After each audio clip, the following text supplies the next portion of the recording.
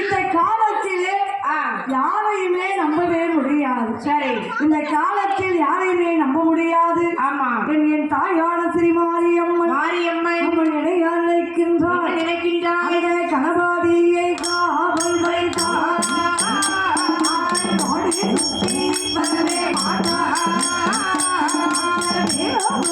காவல் வைத்தார்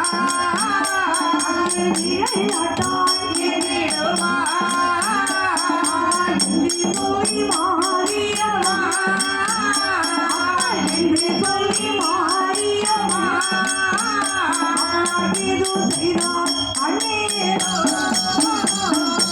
என்று சொல்லி மாரியம்மா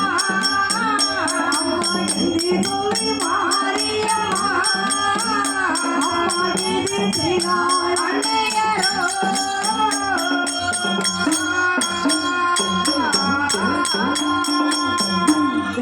என்ன கணபதியை காவலுக்கு வச்சா என்ன ஆகும்? அவர் உட்கார்ந்த இடத்த விட்டு எந்திக்கிறதே கஷ்டம். அவரை போய் காவல் வச்சா எதுமா காப்பாரு?